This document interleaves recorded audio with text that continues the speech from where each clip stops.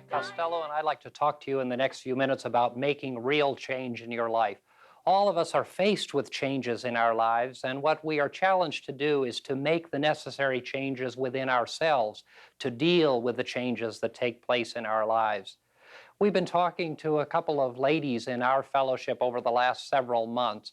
Both of them are in their mid-30s, both are single mothers, both have several children, both have difficulties with finances and dealing with their relationships with their children, difficulties with their jobs. Yet one of these ladies is happy and seemingly able to deal with the circumstances and situations of her life. The other lady has great difficulty, is often depressed, often sad, and feels unable to deal with and to cope with the challenges of her life. What's different between these two people? What is it that is different really about them? They're about the same age. They're in about the same circumstance and situation. They have about the same relationships and family challenges. They have about the same employment challenges and situations. And yet they're different because the way in which they look at life, the way that they deal with circumstances and situations is radically different. All of us know people who seem to be able to deal with life in a very positive and affirmative way. No matter what happens, no matter what comes into their life, they're able to accomplish what needs to happen, and they seem to be at peace and moving through life in an almost effortless fashion. And then there are others who always seem to be struggling, who always seem to be having difficulties. But if we really look at it, it isn't the difficulties, it isn't what people are going through, it is how they're responding to that which they're going through. In New Thought metaphysical philosophy, we believe that we live in our minds and not in the world. That's an important foundation teaching that we bring, and that is that what goes on inside our thinking, in our thought process, determines the quality of our life and the way in which we view what happens in life. External experiences are a reality for all of us, but it is the internal experience, what goes on inside our minds, inside our hearts, inside our emotions, and inside our feelings that determines the quality, the true quality of our life. It's very important that I share with you right now the fact that we're not talking about your changing your religion or your faith tradition. We're not talking about anything that has to do with religion, but we're talking about something that has to do with the way in which you view life. And so regardless of your faith tradition or background, maybe metaphysics and New Thought philosophy don't fit into your theological or religious or faith tradition. But whether New Thought and metaphysics are a part of your tradition or not, the principles of metaphysics and the principles of New Thought can be applied to all people of all faiths in all circumstances and situations. And so the ideas that we're sharing with you are ideas that are universal and can be applied to every life, regardless of where you are now or where you choose to be. The important issue in dealing with the externals of life versus the internals of life has to do with our consciousness. In New Thought metaphysical philosophy, we talk a great deal about consciousness. Consciousness is the awareness, it is the sum total of your belief systems. It is your self-image, and it is the image that you have of the world around you. Consciousness takes place in mind, in your mind, which brings forth thoughts. And as you are able to condition your thought processes, as you are able to deal with how it is your consciousness responds to the experiences of life, you are able to improve the quality of what's going on around you and in you. And more importantly, as you're able to be aware of your consciousness and deal with your consciousness and the processes of your consciousness in a positive way, the external, the things that go on in your life around you will not affect you internally, emotionally, or psychologically as negatively as they have in the past. The difference between the two ladies that I talked to you about earlier has to do with their consciousness. It has to do with their own beliefs. It has to do with their self-image. It has to do with their view of the world. The external world for both of them is the same, but the internal world is different. The consciousness is different. So often we find people who are unhappy in their lives, And in our counseling practices, all of the ministers in our church see often the challenge of people who come who are unhappy and unsatisfied with where they are. And quite frequently, people will say that if they can move, if they can go physically somewhere else other than where they are, that will solve or improve the problem. All of us know people who talk often about going back home. And in many cases, people haven't been back home for many, many years, for perhaps an entire lifetime. But their thought process tells them that if they just move physically, if they go away from where they are, that things will be better, that the circumstances of life will be better. And in truth, the circumstances and situations of life are the same everywhere.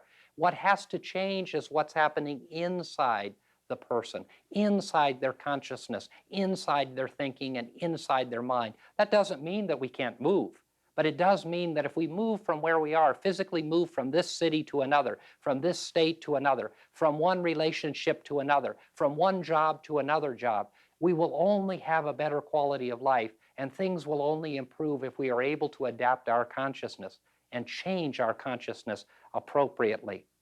One of the great pillars of Christian faith, the foundation teacher of all that we believe, the Christ Jesus, said that I have come to overcome the world. I have overcome the world. In this statement, he said, I have overcome the world, and he said it while he was in the physical world.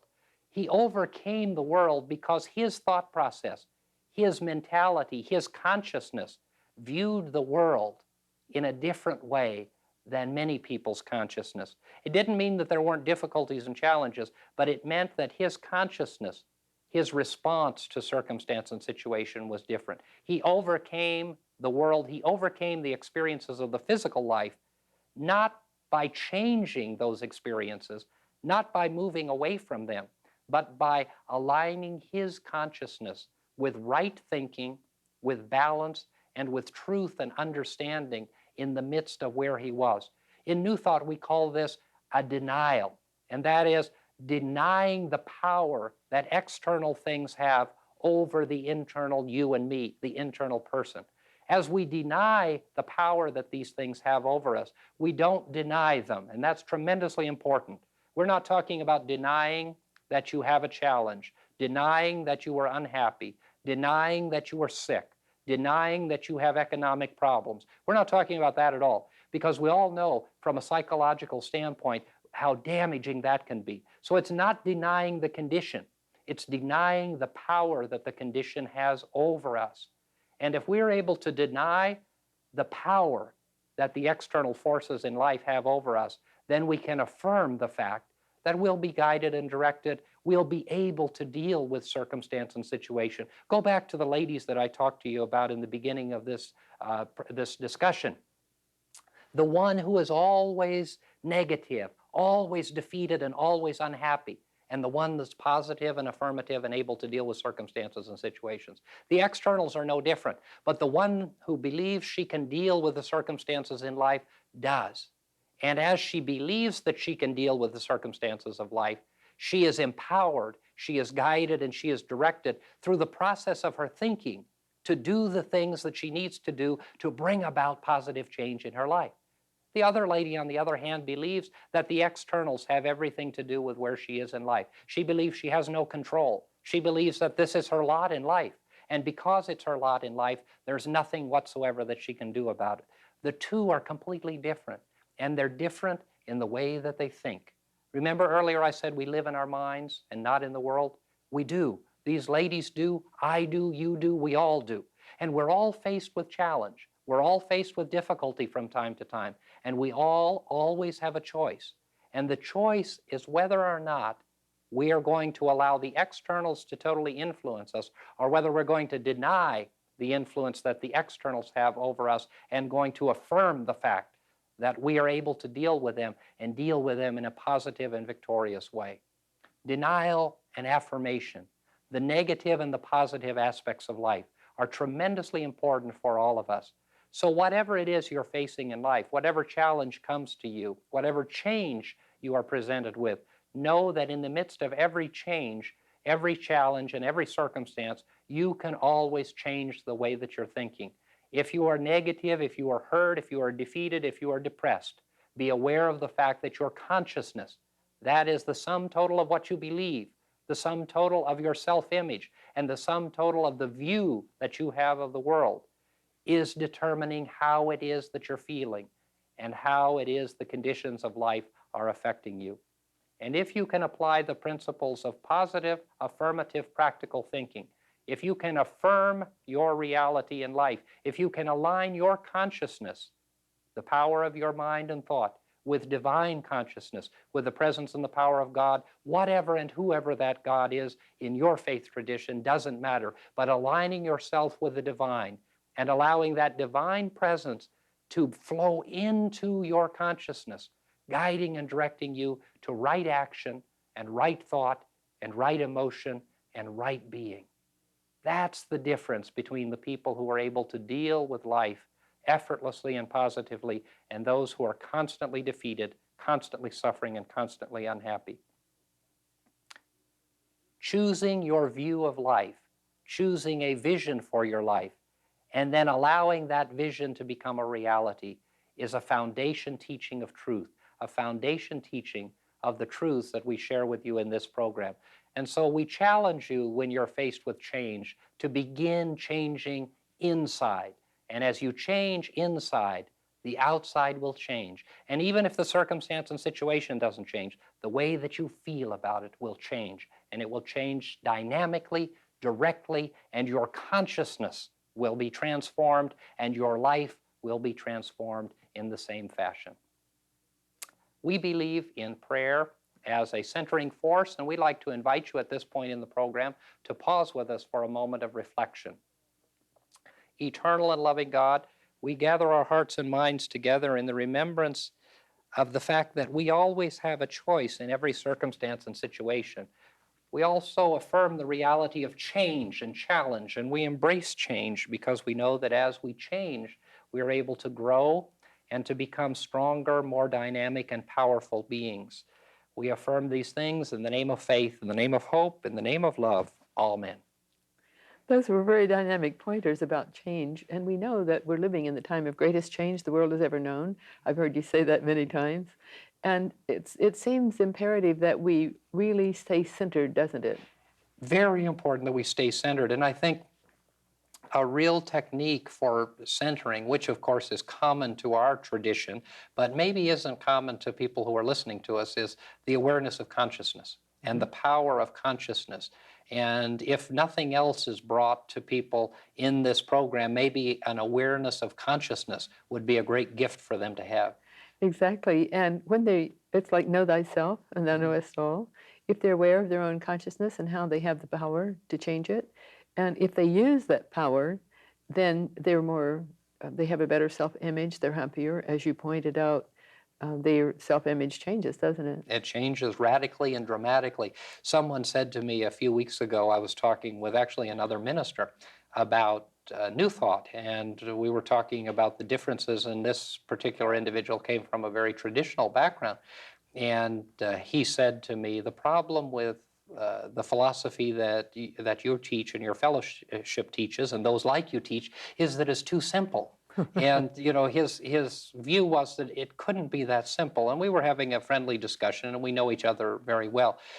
And so many people are faced with that. They believe that in order to make change, in order to be centered, in order to be in the presence of God, in order to be saved, in order to get to heaven, in order to do anything that is of great and monumental import in life, it has to have a complicated formula. And it can't be simple, but it is simple. It's just as simple as changing the way that we think. And most importantly, as we say so often, aligning our mind with the mind of God. And often we don't think about the fact that God has a mind. Well, as above, so below. So we would just assume that. And as you pointed out, that great divine way shower, the Lord Christ, gave us that example too. No one faced change as rapidly as he faced change. And in the midst of the change that he faced, one of the things, of the many, many things, magnificent, wonderful, empowering teachings that he brought to us, was the fact that we could do all that he did. Yeah. And not only could we do all that he did, but we could do even more, greater things than he did. And of course, he was able to overcome the world. And so if we can do what he did, we can overcome the world and we can even do more. And so that's an important view of life. And some do. I've been reading a book about Sai Baba, and he in India, and he has a wonderful way of moving things around according to his will. Mhm.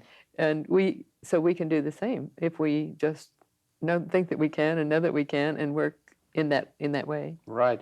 The other issue, just mentioning other cultures and traditions, and we try to do that quite often, is we need to understand, and those who are listening need to understand with us, that the world is becoming so magnificently small, and we're coming to understand other faith traditions. And it's important to say again that what we're talking about isn't inviting anyone to change their faith or religion, Yeah, exactly. and that there is a wonderful universality of teaching.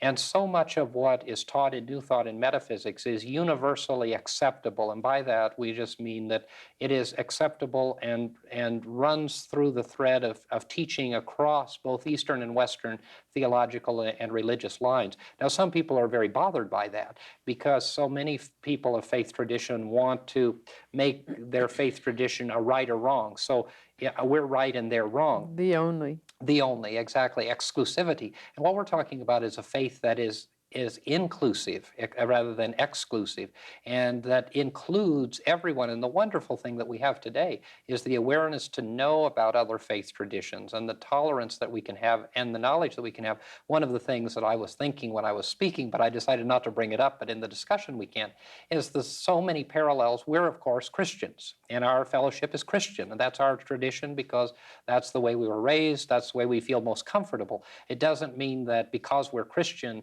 we have a corner on the market of good or a corner on the market of truth. And one of the things that I see so often, and we speak about it often, is the parallels between Buddhism and Christianity, or Hinduism and Christianity. Now, in many instances, the theological differences are real, but the core teachings and the core processes of the relationship between persons and God and the relationship of ourselves to the physical world really have some universal and common ground. Now, there's a lot that can divide us, but there's a lot that can draw us together. Yes, well, don't you think that's because truth is universal? And because truth is universal, if we look, we can see the same truths in all religions, as you said. And it's unfortunate that we can't accept that, yes, they're all equal and they're all wonderful, and they all serve a need for specific people. Absolutely. And all of them have, going back to the beginning of our discussion here, all of them have an aspect of centering. And of Yes. course, we're familiar with that term because we use it a lot, just Yes. like we use the term consciousness a lot. And maybe some people aren't accustomed to the words. And so often words do build fences that keep us from coming together. And I think we ought to be about tearing down those fences. So every time we use words that are offensive or maybe offensive or misunderstood, I personally have real caution in that because the last thing we need to do is to make people unhappy because of the words and get into the concepts. But if we're able really to see this issue of centering, which is simply being united with the presence and the power of God, and being in that state, not only when we pray or when we meditate or when we sit in the chapel or the church or go to a class or look at a beautiful mountain scene and become inspired, but if we're able to be centered always, and also if we're able to work with our consciousness and our conscious awareness so that when we find ourselves out of that centered state, maybe with a little challenge or a little pain or a little judgment or a little unhappiness, or a little hate, or a lot of hate, we're able to bring ourselves back into a position of being centered. And being comfortable with ourselves and within ourselves. And to me, being centered is simply being one-pointed. And usually we think of being centered in relation to meditation, and that's listening to God. So we're centered in that one-pointedness of listening to God.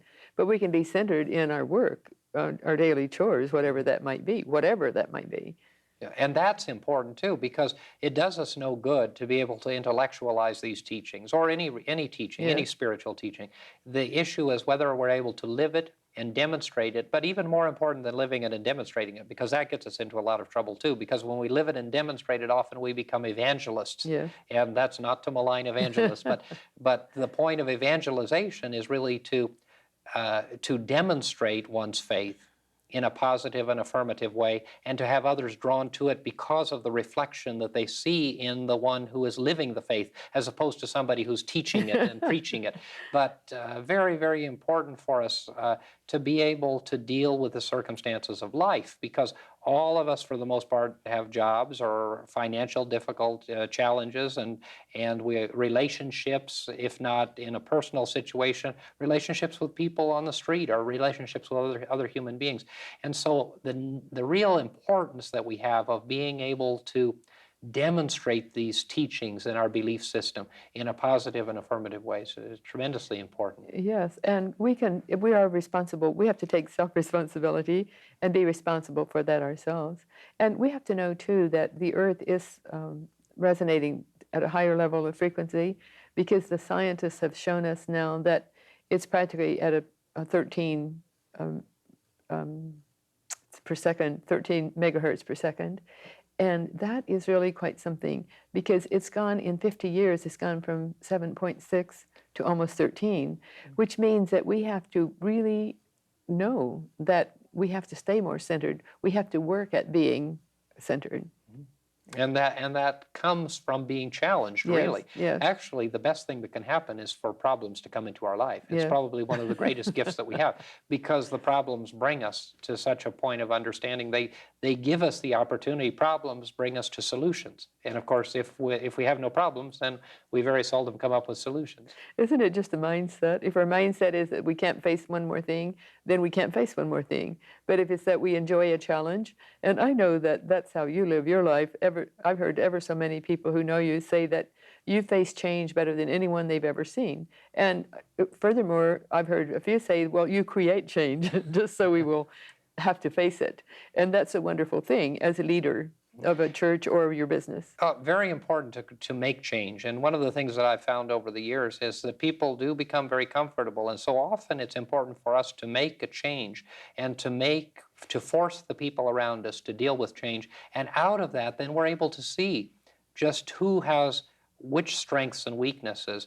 And also, it's an interesting process for both the people participating and the people who are causing and bringing about the change. One of the things that I've said to you often, and you've heard me say in my talks, is that often in a business situation, if I buy a piece of real estate or buy a building, I'll often create change by moving plants or tearing down walls or doing something that's going to really shake the people up, because it's important for them to be challenged.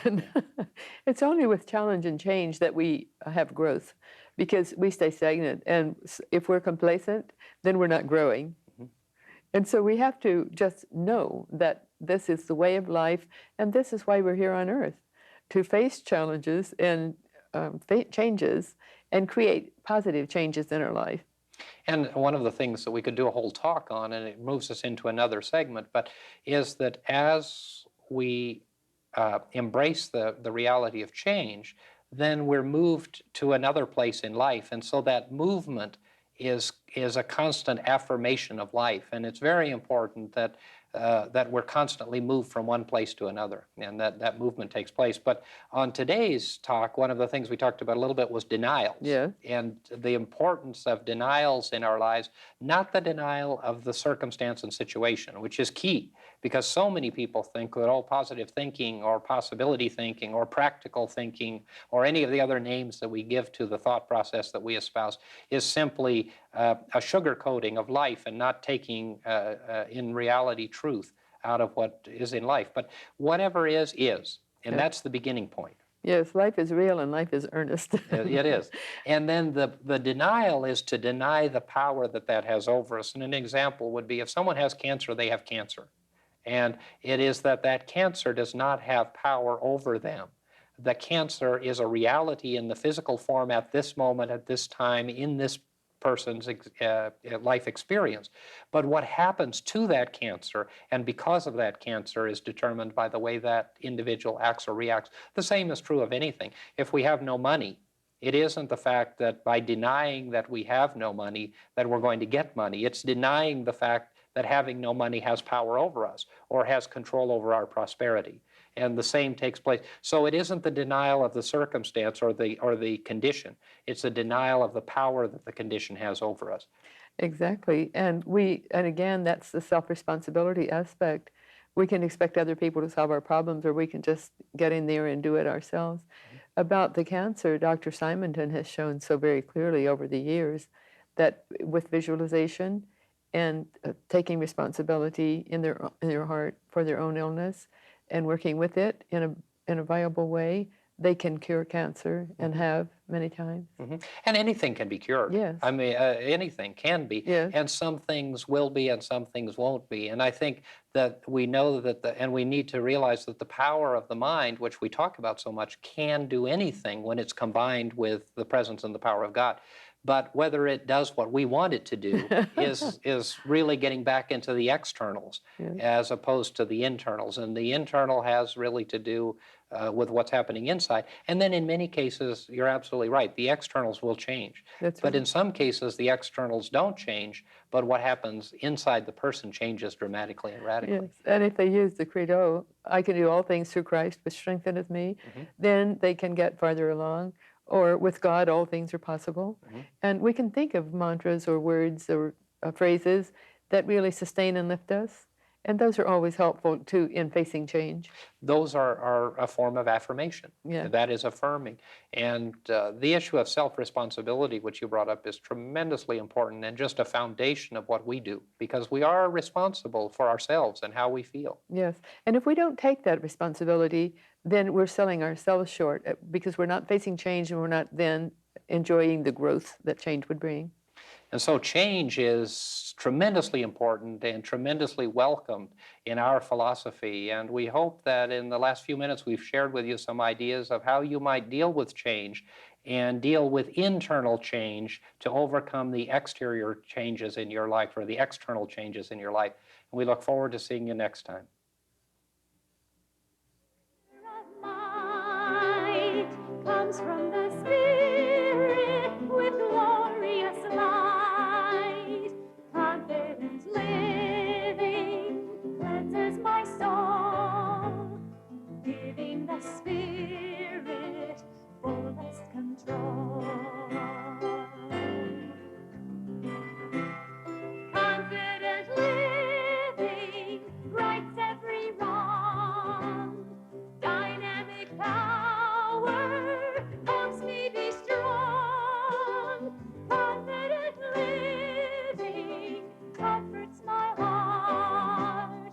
From such a blessing I can't depart. Confident living helps me expand visions of value the kingdom at hand.